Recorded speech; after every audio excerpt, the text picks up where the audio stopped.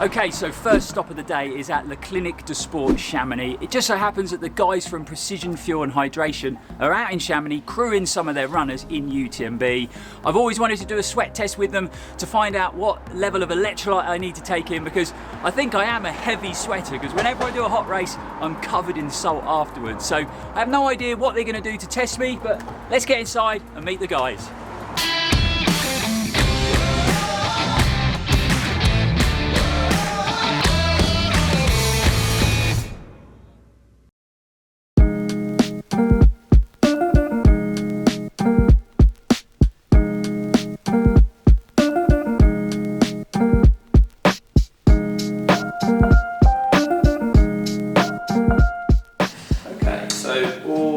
Start with is essentially the test is designed to artificially stimulate your sweat glands to produce sweat at a very high rate in a very localized area. And we then collect a sample of that sweat, run it through the analyzer, and it'll tell us how much electrolytes, but primarily sodium is what we draw from that number, because you lose more sodium in your sweat than anything else. Right. And also sodium is more abundant within your extracellular space and your blood plasma than anything else. So essentially it's a pretty important one to look at.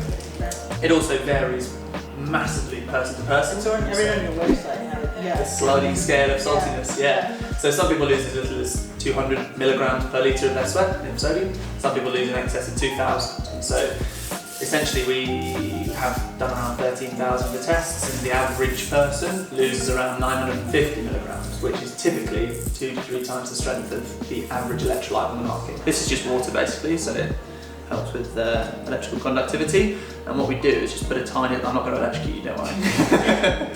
Yeah, strap yourself in. So what basically we do, this little chemical disc, it's called pilocarpine. Essentially it triggers the same sweating response that exercise does.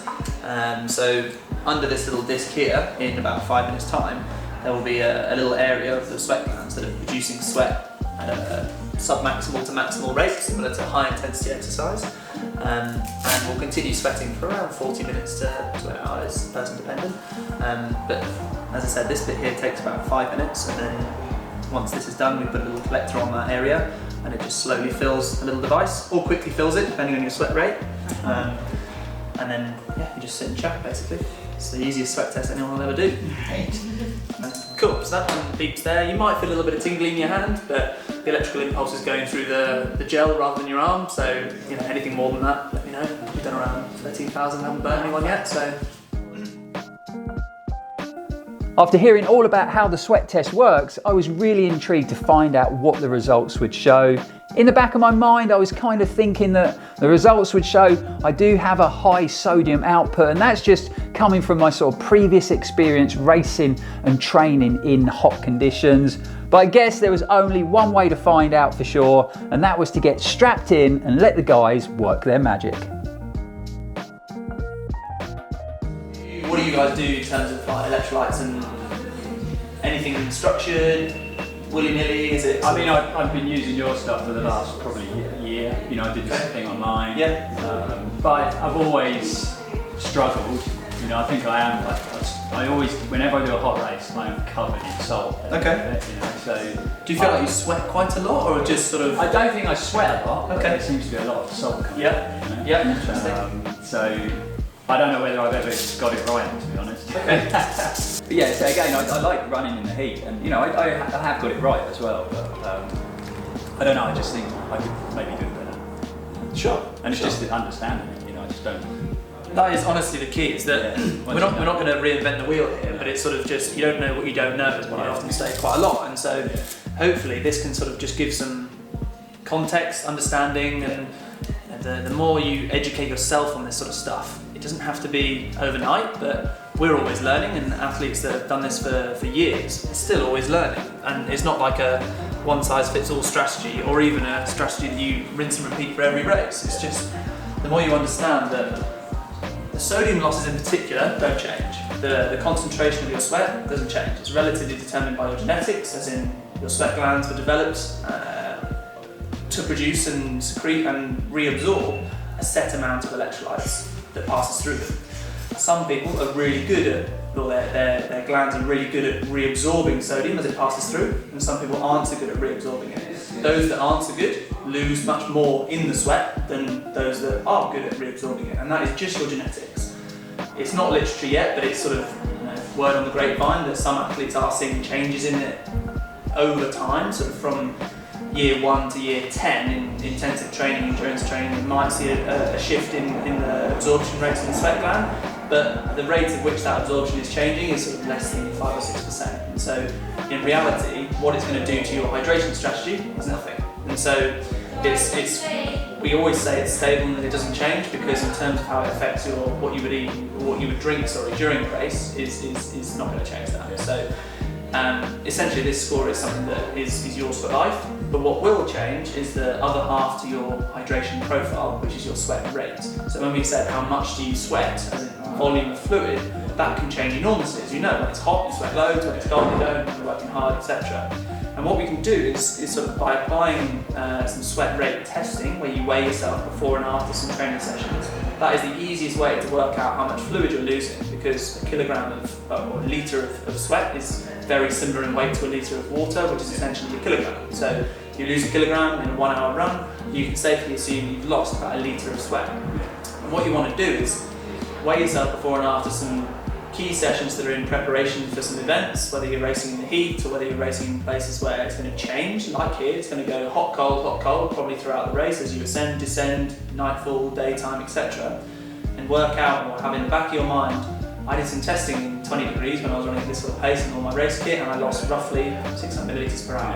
When it got really hot and I did some testing in 25, 26 degrees, I was losing 2 litres an hour. In which case, when I'm drinking now, I don't need to be drinking 2 litres an hour now, but I also need to be drinking more than 200 millilitres an hour when it's really hot. And so it can sort of give you a broad overview of what you should be aiming for. Yeah, it sounds very simple when you say it like that. Of course it does, of course it does. And there's no prescription. It's not like this is exactly what you should drink, because the human body is incredibly varied, and you sweat sometimes differently day to day. And so the sweat rate testing is something we recommend doing there's no barriers to it other than a set of bathroom scales. It's sort of there's no real barriers to it, and so doing it regularly, because as you train and get fitter, you will sweat more typically, because your body gets better at thermoregulating. Sweating is good, we want to sweat, and so when you get heat acclimated, if you've been training in a really hot environment for a while, you'll sweat far more than when you're in a cold environment for long periods of time, because your body has to produce more sweat to cool you down. After around 40 minutes of sitting down chatting all about UTMB and endurance sport, so no running on a treadmill and no cycling, in fact no exercise at all, the test was complete. Now it was time for the guys to gather up all the data, or should I say sweat, and run it through their very clever machines and let us know all about the results. So was I going to be a very salty sweater, or was I going to have a low sodium output? Let's find out. It's those that go in blind or blissfully naive, the sort of lucky dipping stuff, and this is particularly with you, like we'll talk you through in a sec, but particularly with you is where average electrolytes just wouldn't cut enough. So you are very salty, very high. So it's always, as I said, most people know this sort of stuff. So this is our fancy sliding scale of saltiness. So average person here loses, average person loses around 950 milligrams per litre. The lowest I've ever seen is about 200, and the highest is up there at 2,300 as an Aussie athlete. You are at 1,924, so you are very definitely in this very high bracket. So your sodium losses per litre of sweat are very high. Now, what would then, that number essentially is not particularly helpful without the other piece of the puzzle, which is the sweat rate. So this sort of formula is one that you're going to go through all the time, because this number, the 1900, doesn't change. That's genetics. This number changes an awful lot, and if you imagine you're losing half a litre per hour, then your losses aren't actually going to be that excessive. But if you're losing 3 litres an hour, then they're going to, suddenly they're going to mount up very quickly. So on the whole, your drinks will likely need to be of a higher concentration. So and then depending on your sweat rate will determine how much of that you're going to need to be drinking. Preloading is going to be super important for you. So before events, if you've done it before, if you haven't done it before, having a high strength drink. So the recommendations is always something of around 1500 milligrams per litre. So beforehand, you don't have to drink too much of it because we're not camels, we can't just store water. No, so the only way that we can is by retaining it in the bloodstream. That's the biggest sort of vessel we have for retaining water, and the way to do that is to have a high strength sodium drink, which encourages fluid retention essentially. So basically the high strength drink can increase your blood plasma volume, which essentially helps your heart pump blood around more easily because less beats per pump per volume to pump around. So basically makes it you have a slightly lower heart rate if you preload beforehand, and also by definition you're holding on to more water, so you've got more to lose. And so you want to start every race, long hot training sessions, optimally hydrated. So the best way to do it is something around 1500 milligrams per litre, 500 millilitres of that. So basically, for argument's sake, one of the pH 1500s in 500 ml of water the night before you go to bed, and then do exactly the same the morning of a big event, big race, or when you're preparing to do a lot of sweating, and just sipping on it throughout the morning. Then during the race itself, this is the recommendations are all algorithmic and probably mentioning that you don't do particularly long stuff or have a particularly high sweat rate. It's probably why it's pumped out thousands in sweat salts to sort of top up, but generally speaking, thousands would probably be okay if you're getting a decent amount of sodium in your diet, and also you're hydrating well enough before and after. But if you're going to be doing long, hard, hot stuff, bumping up the concentration can certainly help.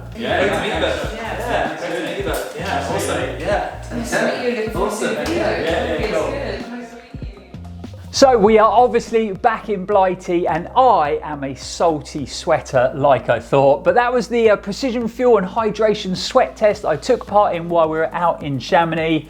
Really hope you found the video interesting, really hope you found it helpful. Now I totally realised there was a lot of talking and a lot of science in the video, but I really wanted to show the whole test just to explain the whole process and why I feel it's going to be really beneficial doing that sweat test in the future when it comes to my sort of hydration plan, whether I'm racing or training. I really can't emphasise how great the guys were, super knowledgeable, but they explained everything in a nice, clear and easy to understand way. So big shout out to you guys, really helpful on the day. So if like me, you've struggled in the past when it comes to your hydration or your electrolyte intake, I really couldn't recommend enough going along to the Precision Fuel and Hydration website and checking out what they've got on offer. Loads of free advice from blogs to case studies. You've also got a little free sort of hydration test you can do online, or even better, you can book a free one-to-one video call with a member of staff to talk about your hydration or your fueling. I mean, how cool is that to have for a free service? So what I'll do is I'll leave a link in the description below for their website if you do want to check it out. Like I said, I couldn't recommend it enough. It's been so helpful. I've now got all that knowledge when it comes to my hydration and electrolyte intake to use in the future, and I can't wait to test the plan out in upcoming races and training to see how it affects my performance. So if you have enjoyed the video, guys, don't forget to like, comment, share and subscribe. It really is a big help to the channel. I've got to say a massive thanks to Precision Fuel and Hydration for all their help. But until next time, thanks for watching, thanks for supporting the channel. It's a massive help, really appreciated. We'll be back here very soon, and as always, stay safe and keep on running.